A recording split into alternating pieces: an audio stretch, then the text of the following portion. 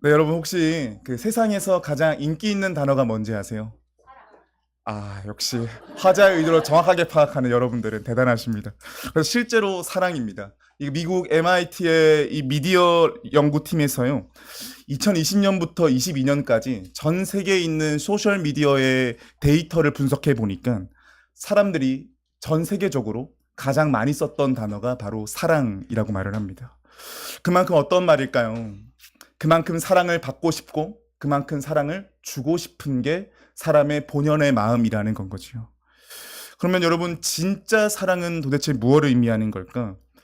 2021년 하버드 대학교 심리학 연구소에서 18살부터 75세에 이르는 사람들을 대상으로 1000명을 대상으로 해서요. 진정한 사랑은 무엇이라 생각합니까? 라고 설문조사를 했는데 이때 두 가지가 있으면 이거는 진짜 사랑이다 라고 이제 조사를 하는 거예요. 그래서 하나 나왔던 게 첫 번째가 무조건적인 사랑입니다. 뭐죠? 나의 실수와 부족함에도 불구하고 받아주는 사랑이지요. 두 번째로는 변함없이 그대로 인정해주는 사랑입니다. 그러니까 있는 그대로 나를 존중해주는 그 사랑이 바로 진정한 사랑이다라는 거죠. 여러분 어떠세요? 여러분들은 어떤 사랑을 원하고 계시고 여러분들은 어떤 진짜 사랑을 하기를 원하십니까? 우리는 정녕 우리가 무조건적인 사랑을 또 있는 그대로 받아주는 사랑을 원합니다. 근데 여러분 그러면서도 우리 안에 가지고 있는 모순이 있지요. 조건 없는 사랑을 원하고 있는 그대로 받아들여지기는 원하지만 내 연약함이 드러나는 건 부담스럽고 피하고 싶습니다. 이게 우리의 솔직한 모습이지요. 자, 그렇다면 하나님은 이러한 우리를 어떻게 사랑하실까요? 오늘 본문의 삭개오 이야기가 이 질문에 대한 정답을 제시해 주고 있는데요. 여러분 삭개오는 사랑받을 만한 사람이었을까요? 그는 어떤 사랑을 경험했을까요? 우선은 삭개오라는 사람이 어떤 사람인지에 대해서 볼 필요가 있겠습니다. 이 삭개오는 출신이 유대인입니다. 그리고 그 이름의 뜻이 뭐냐면요. 깨끗한 자, 의로운 자라는 뜻을 가지고 있습니다. 그런데 안타깝게도 삭개오는 자기 이름과 정반대의 삶을 살았지요. 그는 유대 사회에서 가장 혐오하는 인물 중에 한 명으로 꼽혔던 사람입니다. 이 세리장으로서 세리들의 우두머리였지요. 그는 유대 사회에서요, 죄인으로 낙인 찍힌 인생이었습니다. 왜 죄인으로 낙인 찍혔냐? 이 삭개오의 인생은 율법을 무시하는 인생이었기 때문입니다. 신명기 24장 말씀을 보면 가난한 자를 착지하지 말 것을 말해주고 있고 레위기 19장을 보면 정당한 대가를 주는 거에 대해서 말을 하고 있는데 삭개오는 그 가르침과 무관하고 그 가르침을 배격하며 살아왔던 거죠. 율법적으로만 낙인 찍혔냐? 사람들의 시선은 더 혹독합니다. 누가복음 5장 30절 말씀을 보시면 이 바리새인들은 이 세리들과 식사하는 것조차도 부정한 일이라고 말을 합니다. 그러면 우리는 이런 궁금증이 들죠. 어떻게 이 삭개오는 율법을 어긴 인생, 미움받는 인생으로 전락해 버린 것일까? 우선 이걸 알려면 삭개오가 속한 이 로마의 세금 시스템을 우리가 좀 이해할 필요가 있는데요. 당시 로마 제국은 제국인 만큼 식민지에 세금을 거두는 게 당연했습니다. 그래서 로마 정부는 이 일을 효율적으로 하기 위해서 세리라고 하는 직분을 세웠는데요. 이들에게 뭘 줬냐면 세금을 징수할 수 있는 권한을 위임한 겁니다. 자, 이때 세금 징수하는 방식이 좀 독특합니다. 우선 어떻게 하냐면 세리들이요, 먼저 로마에다가 로마가 말하는 그 일정 금액을 먼저 지불하는 겁니다. 그러고 나서 후에 세리는 사람들에게 세금을 징수하는 거죠. 쉽게 말하면 세금 시스템이 선지불 후징수인 겁니다. 그런데 이 사람들이요, 받아내야 할 세금 이상으로 받은 건 거죠. 이 로마가 요구한 것보다 더 많은 세금을 걷어서 돈벌이로 이것을 쓰는 겁니다. 그 삭개오는 지금 세리가 아니잖아요. 세리장입니다. 그러니까 이 권력 구도에서 최상위층에 있는 거죠. 그럼 여러분 이건 무슨 말이겠습니까? 엄청나게 자기 욕망을 향해서 끝까지 달려가서 그 욕망의 최고 정점에 서 있는 사람이 삭개오인 거지요. 게다가 이 사람 출신이 어디라고요? 유대인입니다. 자, 그럼 오늘날로 치면 이 삭개오는 어떤 인물인가? 부당한 이익을 취하고 동족을 착취하는 부패한 금융 브로커, 권력형 비리 공무원인 거죠. 당연히 유대 사회에서 어땠을까요? 강력한 부유층에 속하는 사람입니다. 근데 성경을 보면요, 이 삭개오는 결코 만족하거나 행복한 사람이 아니어 보입니다. 그가 가진 재물과 권력은 자신의 사회적 지위는 보장해 줄지 모르겠는데 정작 그는요, 철저히 외면당하고 소외된 삶을 살았습니다. 반짝반짝 빛나는 인생인데 그 인생이 가진 그림자는 너무나 짙다라는 거죠. 삭개오는 단지 미움만 받은 게 아니었습니다. 완전히 고립된 사람이었습니다. 오늘 읽은 본문을 보면 그 대목을 좀 포착할 수가 있는데요. 4절 말씀을 보시면 이 삭개오가 예수님 보기 위해서 뭐 했다 그러죠? 그래서 나무 위에 올라갔다 그러죠. 돌무화가 나무 위에 올라갔다 그럽니다. 예나 지금이나 나무 위에 사람이 올라간다라고 하는 건 보통 일이 아닙니다. 저보고 올라가라 그러면 저 절대 못 올라갈 것 같아요. 일단은 물론 이 사람이 예수님을 보기 위해 나무에 올라간 거 맞습니다. 그런데 그 행동에서요, 동시에 뭘 볼 수 있냐면 그 사람은요, 군중 속에서 설 자리가 없는 겁니다. 무슨 말일까요? 그를 환영해주는 사람이 없는 거죠. 삭개오님 오셨어요, 여기로 오세요가 아니라 삭개오 오면 사람들이 다 무시하고 보는 겁니다. 왜요? 동족의 피를 빨아먹는 권력형 비리 공무원이고 금융 브로커니까요. 사람들은 그래서 이 삭개오의 이름을 부르지 않습니다. 그를 세리장이라 부르거나 죄인이라고 부릅니다. 그의 이름을 부르지 않지요. 그러니까 쉽게 말하면 이 사람 어떤 사람입니까? 경제적으로는 성공을 이룬 사람인데 진정한 인간관계는 다 끊겨버린 사람입니다. 또한 삭개오가 왜 나무에 올라갔을까? 아까 말한 것처럼 예수님이 궁금해서 올라가기도 했고 군중 속에 설 자리가 없어서 올라간 거기도 합니다. 근데 여기에 또 가지고 있는 깊은 마음이 무엇일까? 무언가 간절한 걸 찾고 있는 거죠. 세상 성공을 향해 쫓아 달려왔는데 여전히 채워지지 않는 갈증이 있는 사람인 겁니다. 세리장으로서 누린 부와 권력은 사람들에게 두려움과 경멸을 동시에 불러일으켰지만 그것이 그의 마음을 채우지는 못했던 겁니다. 그가 가진 것이요, 겉으로는 굉장히 그를 강하게 보이게 만들었지만 내면에는 깊은 공허함이 자리 잡고 있었던 거죠. 자신이 쌓은 재산과 권력이 자기의 삶을 안전하게 지켜주는 것처럼 보였지만 정작 그의 실주소는 뭡니까? 그의 마음을 둘 곳, 마음을 정처에게 둘 곳이 없는 건 거예요. 왜 그럴 것일까 보니까요, 그는요 이미 오랫동안 사람들의 손가락질을 받으며 여기까지 왔습니다. 여러분, 세리장까지 왔으니까 얼마나 많은 욕을 들었었겠어요. 장수도 이렇게 장수할 수가 없습니다. 근데 그래서요, 어떻게 이 사람 살았을까요? 많은 비단을 듣다 보면 이제 어떤 내성이 생깁니까? 다른 사람들의 시선에 아랑곳하지 않는 실력이 생기는 것 같습니다. 그러나 마음은 문드러지고 있죠.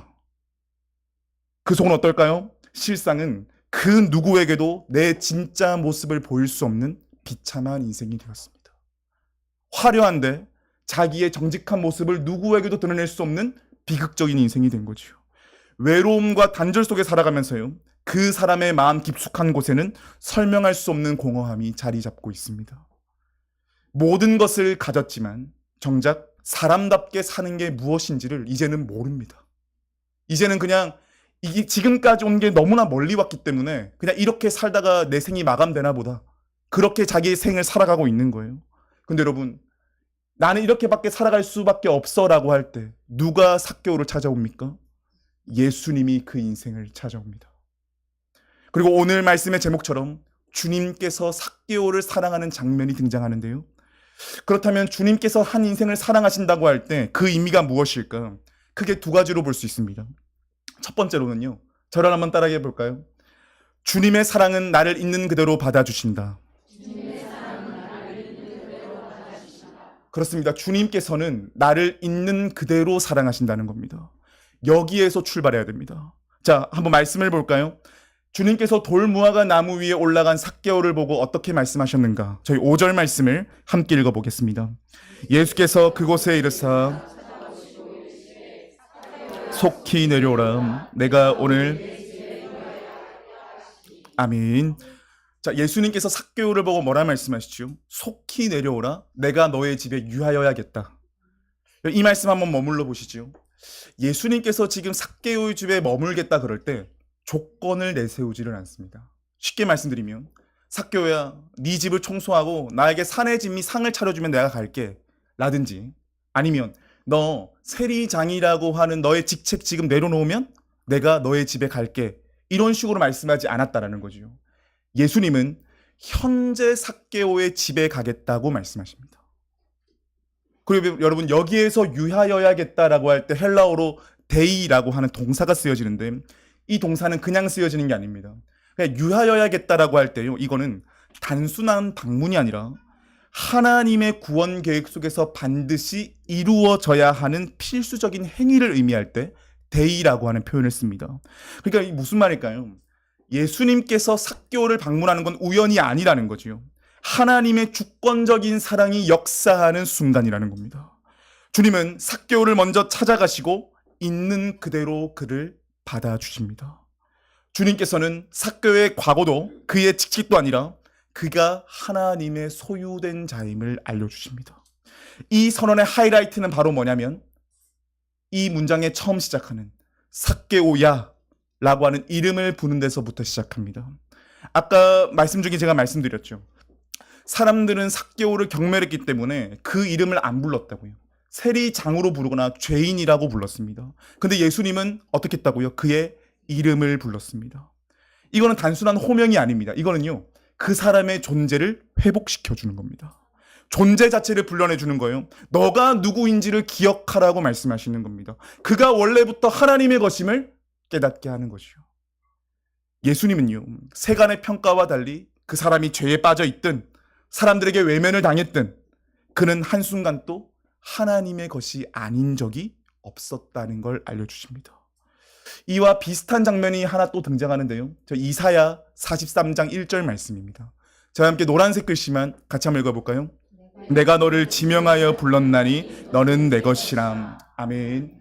자, 이 말씀은 주님께서 이사야에게 언제 말씀하시는 거냐면 바벨론 포로기의 이스라엘 백성들에게 주어진 하나님의 약속의 말씀입니다. 지금 이 상황은 어떤 상황이죠? 이스라엘 백성들이 죄로 말미암아 심판받아서 포로로 끌려갔던 때입니다. 근데 하나님 뭐라 말씀하세요? 한 번도 내 것이 아니었던 적이 없다라고 말씀하십니다. 여기서 특별히 주목해 볼 표현이 있는데 너는 내 것이라. 자, 이거는 단순한 소유의 개념이 아닙니다. 이거요, 조금 더 원문으로 가보면 과거에도 현재에도 미래에도 변하지 않는 지속적인 상태를 말합니다. 과거에도 현재에도 미래에도 계속해서 지속되는 상태를 말하는 거예요. 그러니까 이렇게 말씀하시는 거죠. 너는 예전에도 내 것이었고 지금도 내 것이고 앞으로도 내 것일 것이다. 여러분, 이거 얼마나 놀라운 말씀이에요.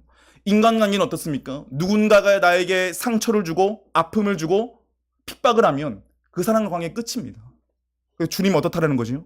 과거에도 현재에도 미래에도 늘 너는 나의 소유된 백성이다 라고 말씀하십니다.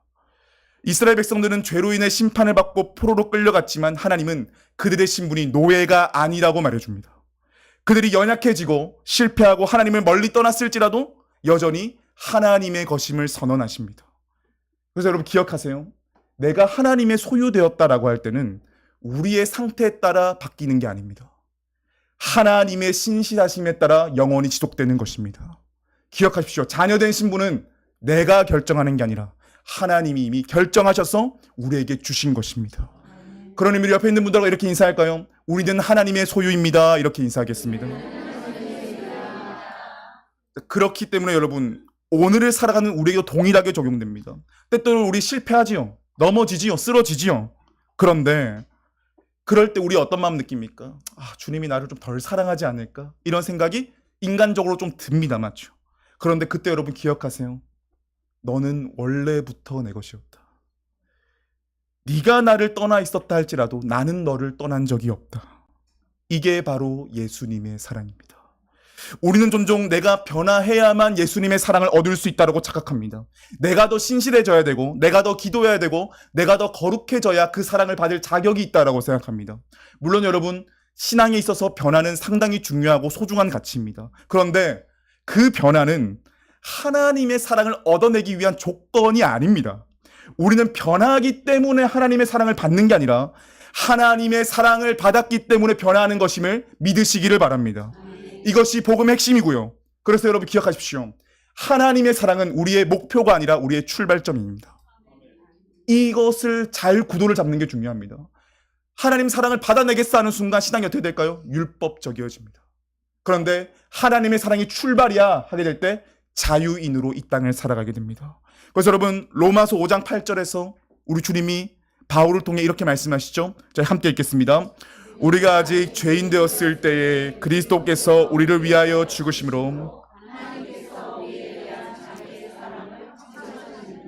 아멘. 우리의 실패나 연약함이 하나님의 사랑을 약화시키지 않습니다. 우리는 한순간 또 하나님의 것이 아니었던 적이 없습니다. 그리고 이러한 사랑을 인생에게 주시는 주님의 태도가 참 놀라운데요. 저희 오늘 본문 7절 말씀 함께 읽어볼까요? 뭇 사람이 보고 수군거려 이르되 저가 죄인의 집에 유하러 들어갔도다 하더라. 아멘. 자, 예수님께서 내가 삭개오의 집에 들어갔다 그럴 때 군중들의 반응이 어땠다 그러지요? 수군거렸다라고 말을 합니다. 우리가 생각할 때 수군거렸다면 뒤에서 좀 작게 좀 소위 말해 뒷담화를 하고 있다라 생각하기 쉬운데 여기서 수군거렸다라는 표현을 조금 더 원어적 의미에 가깝게 표현하면 불평하거나 강하게 비난하는 행위를 말합니다. 그러니까 이 무슨 말일까요? 예수님이 내가 삭개오야 너희 집에 갈게 하는 순간 사람들의 원성이 쏟아지는 겁니다. 어떻게 그런 자의 집에 갈 수 있냐고, 당신이 정말 메시아가 맞냐고 부터 시작해서 온갖 말을 듣는 거예요. 여러분 우리 인생이 어떻지요? 누군가가 나한테 한 명이라도 비난하는 말 하면 우리 그날 너무 힘듭니다. 맞죠? 왜 그 말을 했을까부터 시작해서 혼자 잠 못 이루는 밤을 자게 되지요. 근데 여러분 예수님 지금 이 군중들 앞에서 쏟아지는 비난과 원성을 들었습니다. 좀 주님께 죄송하지만 저는 솔직히 그런 말들이 꽂혀지면 저는 취소할게 다음에 갈게 라든지 그렇게 했을 것 같은데 주님께서는 그렇게 하지를 않으세요. 사람들의 반응이 이런 거 이해가 되죠. 왜냐? 동족의 피를 빨아먹는 존재라니까요. 죄인이라 불렀던 존재인데 어떻게 그런 자의 집에 갈 수 있냐고 말을 하는 거죠. 근데 예수님 어땠다고요? 그들의 모습에 반응하거나 흔들리거나 결정을 번복하지를 않으셨습니다. 예수님께서는 더 중요하게 여겼던 게 있던 거지요. 군중의 평가보다 한 영혼을 주님의 형상답게 회복시키는 일이 더 중요했기 때문입니다. 예수님은 삭개오가 얼마나 많은 돈을 벌었는지, 얼마나 많은 사람들에게 손가락질 받았는지 그게 중요한 게 아닙니다. 지금 그가 하나님의 사랑 안에서 살아나는 게 더 중요한 겁니다. 이러한 주님의 사랑이 잘 드러난 게 오늘 본문 10절인데요. 주님의 목표가 딱 나옵니다. 함께 읽어볼까요? 인자가 온 것은 잃어버린 자를 찾아 구원하려 함이니라. 주님의 목적 뭡니까? 잃어버린 자를 찾아 구원하려 함이니라. 목적이 분명하니까 끝까지 갑니다. 여러분 오해하지 마실 건 예수 이렇게 하신다 그래서 죄를 묵인하는 사랑이 아니라는 거예요. 여기에서 볼 수 있는 주님의 태도를 봐야 되는데 주님의 사랑은 뭐냐? 한 영혼을 살리기 위해서는 어떤 비난도 감수할 수 있다는 사랑입니다. 어떤 비난이 화살처럼 쏟아진다 할지라도 나는 살리기 위해 끝까지 간다라는 거죠. 그래서 여러분 예수님은요 사람들의 기준과 평가에 맞춰서 행동한 게 아니셨습니다. 대중의 인기와 평판을 얻기 위해서 사역하신 게 아니라는 거죠. 오직 하나님의 뜻을 따라 잃어버린 자를 구원하고자 하는 그 사랑의 일념으로 모든 걸음을 걸어가십니다. 오늘날에도요 우리는 삭개오를 향했던 군중의 시선과 같은 태도를 지닐 때가 있습니다. 본인 스스로에게나 타인을 향해서 말이죠. 예를 들어서 내가 아니면 다른 사람이 너무 많은 실수를 했다고, 교회에 올 자격이 없다고, 과거가 너무 복잡하다고, 세상적으로 너무 멀리 갔다고 라고 말하면서 말이죠. 근데 여러분 예수님은 삭개오를 품으셨던 것처럼 우리 역시 있는 그대로 부르십니다. 주님은 우리를 죄 없는 자로 부르신 것이 아니라 죄인을 회복하기 위해 부르셨습니다. 그래서 우리는 있는 그대로 받아주시는 하나님의 적극적인 사랑 안에 우리가 있습니다. 그래서 축복합니다. 우리가 이 있는 그대로 받아주신 하나님의 사랑에 인생의 눈을 활짝 열 수 있는 우리가 될 수 있기를 원합니다. 내 안에 가지고 있었던 조그만의 공로의식이 내 영혼을 방해했다라고 한다면 삭개오를 있는 그대로 받아주신 하나님이 나의 하나님이시다 라고 하는 이 고백이 우리에게 새롭게 열려질 수 있기를 주님의 이름으로 축복합니다. 자, 일단 주님의 사랑은요 우리를 있는 그대로 받아주시는 것이기에 너무나 위대하고 큰 감사입니다. 그런데요 주님의 사랑은 여기에서 끝나지가 않습니다.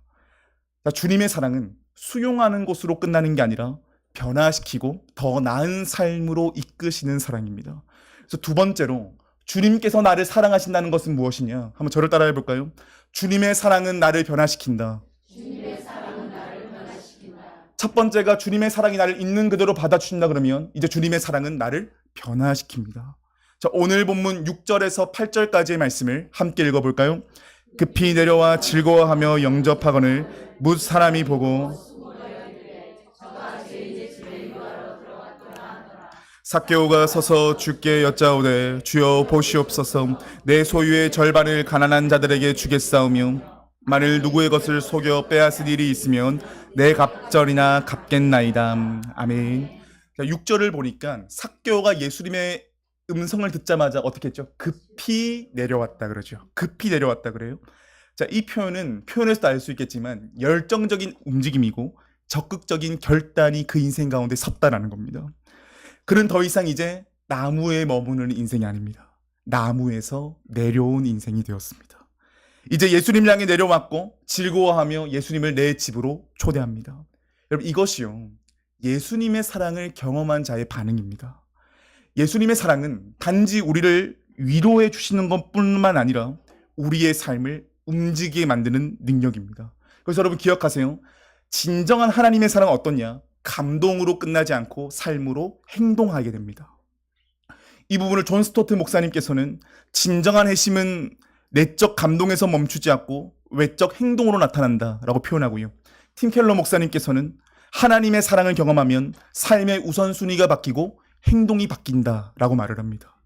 그렇다면 여러분, 주님의 사랑이 왜 이런 변화의 동력을 가질까요? 제가 단순하게 말씀드릴까요?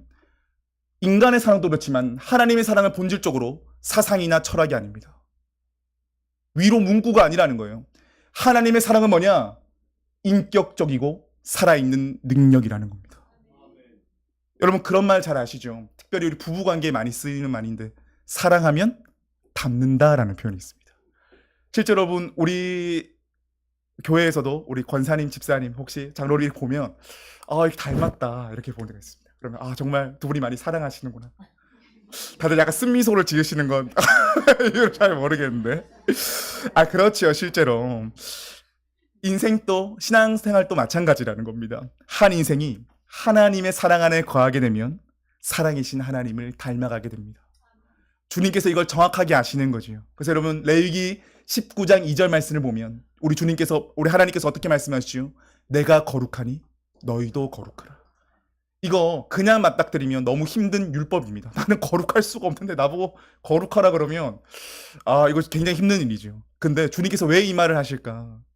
주님과 우리의 관계는 명령과 하달 관계가 아니라 주님과 우리의 관계는 사랑의 관계이기 때문입니다. 하나님은 단순히 우리를 용서하는 것이 아니라 우리를 거룩한 삶으로 초대하고 있습니다. 그러면 어떤 마음이 이르게 될까요? 주님께서 싫어하는 건 나도 싫어지기 시작합니다. 근데 주님께서 좋아하는 건 나도 좋아지기 시작합니다. 자연스럽게 이 사랑은요, 구체적인 변화를 수반하지요. 삭개오를 계속해서 한번 볼까요? 삭개오, 주님 만나기 전에 뭐가 전부였던 사람이죠? 돈이 전부였던 사람입니다. 모든 것들로부터 끊어지고 고립된 자기 삶을 지켜주는 건 돈이고 지위라고 생각했습니다. 그는 부유했지만 돈이 중심에 있었고, 근데 주님을 만나고 나니까 뭘 알게 됐냐면 돈이 나를 지켜준다고 생각했는데 주님을 만나고 인생을 정면으로 보니까 내가 돈과 지위의 종이 되고 있었구나. 그러나 예수님을 만난 후에 그는 가장 중요하게 여기던 부를 내려놓습니다. 가난한 자들에게 나누겠다 그러고요, 부당한 이익을 몇 배 갚는다 그러죠? 4배나 갚는다 그래요. 4배나 갚겠다라고 할 때요, 이 출애굽기 22장에 나오는 하나님이 주신 율법과 맥락을 좀 같이 하는데, 구약에서는요, 속여 빼앗은 재산은 몇 배 갚아야 되냐 그러면 2배 갚으면 된다라고 말을 합니다.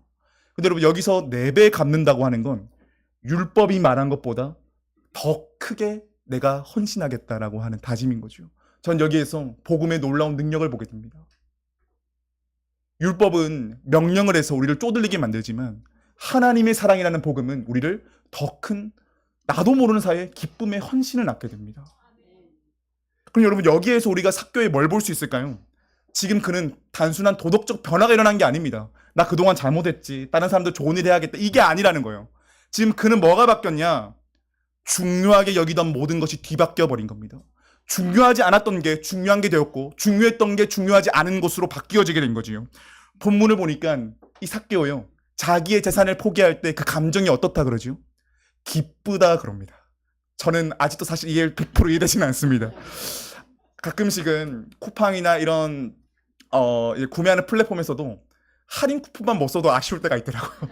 할인고 분명히 있는데 내가 이걸 못 쓸 때도 너무 아쉬운데 전 재산을 포기하는데 기쁘다. 여러분 어떻게 이럴 수가 있습니까? 말이 안 되지 않나요? 그렇다면 삭개오는 도대체 뭘 경험한 거겠습니까? 확실한 건요. 그는요. 더 크고 영원한 가치를 발견한 겁니다. 세상의 기준으로 보면 이 사람은 명백히 손해 입은 인생입니다. 하지만 삭개오는요. 예수님 안에서 참된 기쁨과 만족을 찾았습니다. 가장 소중하게 생각했던 것이 우선순위에 완전 밀려나게 시작되게 된 거예요. 이제 그의 삶을 지탱하는 건 돈이 아니라 예수님과 함께하는 삶이 되어버렸습니다. 주님의 사랑이 그 인생의 중심을 바꾸는 전환점이 된 거지요. 이제는 돈과 권력을 자기 위안으로 삼지 않습니다. 주님의 사랑을 참된 위안으로 삼으며 주님이 주시는 사랑의 능력으로 다시 일어나서 회복된 하나님의 형상으로 살아가게 됩니다. 그래서 사도 바울이 말한 고린도후서 5장 17절 그리스도 안에 있으면 새로운 피조물이라 이전 것은 지나갔으니 보라 새 것이 되었도다.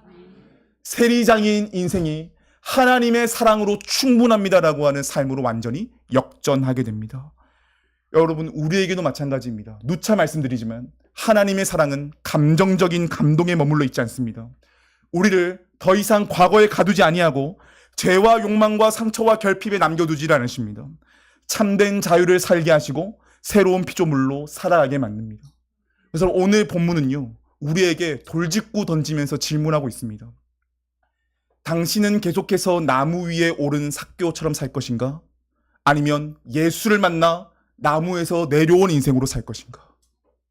예수님의 사랑을 받았다고 고백하지만 그 사랑은 단순히 구경거리인가? 아니면 삶을 움직이게 만드는 힘인가? 우리에게 정직하게 질문하고 있습니다. 여러분 이런 질문을 던지면 마음 한구석이요. 불평 아닌 불평이 올라오는 게 삭개오는 예수님을 직접 받고 그 사랑을 보지 않았냐. 나도 그런 경험하면 나도 바뀔 수 있을 것 같은데 라고 하는 아주 충동적인 질문이 올라옵니다. 제가 그랬던 겁니다. 현대를 살아가고 있는 우리는 이런 주님의 사랑을 경험할 수 없을까? 아니더라고요. 보니까 주님께서는 여전히 우리를 사랑하시더라고요. 그 증거가 뭐냐면 제 뒤에 있지만 바로 예수 그리스도의 십자가입니다. 여러분 주님의 사랑이 결정적으로 완성된 지점이 어디입니까? 십자가입니다. 예수님이 어떤 능력을 행했던 것보다도 그 능력의 총체를 넘어서서 그 이상이 되는 것이 바로 십자가인 거죠. 십자가야말로 주님께서 우리를 사랑하신다는 증거 중에 증거 아닙니까? 내가 사업이 잘 되었다. 진로가 잘 풀렸다. 이것보다 더 중요한 게 뭐냐? 주님의 사랑이 나를 구속하셨다. 이게 더 훨씬 중요한 사랑의 증거라는 거죠. 그래서 십자가는요. 삭개오에게 베푸신 하나님의 사랑의 완성체를 보여주는 겁니다. 앞서 말했던 것처럼 로마서 5장 8절에 뭐지요? 아직 죄인되었을 때에 우리를 사랑하신 즉 우리를 있는 그대로 받아주신 그 사랑이 십자가의 사랑입니다. 그리고 예수님께서 십자가에서 못 박혀 죽으실 때 예수님 가상치론 중에 두 마디를 했는데 그 한마디가 바로 엘리 엘리 라마 사박다니 나의 하나님 나의 하나님 나의 하나님 어찌하여 나를 버리셨나이까. 근데요 그때요 그 순간 우리의 죄와 사망과 모든 무게를 주님께서 짊어지시고 그러고 나서 우리 주님이 십자가의 죽음으로 마무리될 때 그 마지막 말 다 이루었다 라는 표현으로 죄와 사망의 권세를 완전히 깨뜨려 버리십니다. 십자가는 뭡니까? 연약한 인생을 있는 그대로 바라주시고 죄에서 자유케 하셔서 우리를 새롭게 하시는 하나님의 강력한 사랑의 증거입니다. 삭개오는요 예수님의 사역을 통해서 이거를 부분적으로 경험했다면 오늘을 살아가고 있는 우리는 뭡니까? 이 하나님 사랑의 총체를 받은 인생입니다. 십자가의 사랑은 단순한 과거가 아니라 오늘 또 우리를 새롭게 하는 능력인 줄을 믿으시기를 바랍니다. 오늘은요 어떤 날인 거 보니까 우리의 죄를 정직하게 고백하는 날로 제의 수요일로 지키고 사순절을 시작하는 첫날입니다. 여러분들에게 이 사순절이 어떤 의미로 다가오세요? 혹시 절기의 반복이라고 하는 익숙함이 우리의 주된 정서는 아닙니까? 축복하기는요, 이 사순절이 삭개오가 경험한 주님의 사랑을 동일하게 경험할 수 있는 우리가 될 수 있기를 축복합니다. 나를 있는 그대로 품으시는 적극적인 주님의 사랑이 우리에게 있음을 진정하는 우리의 삶이 될 수 있기를 축복합니다.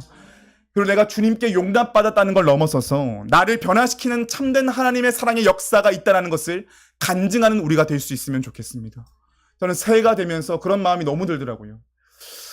우리의 간증과 고백이 나 하나님께 위로받았어가 아니라 하나님의 사랑이 나를 새롭게 살렸어를 넘어 하나님이 내게 새로운 비전을 주셨어라고 하는 그 고백이 더 깊어지고 더 넓어졌으면 좋겠더라고요.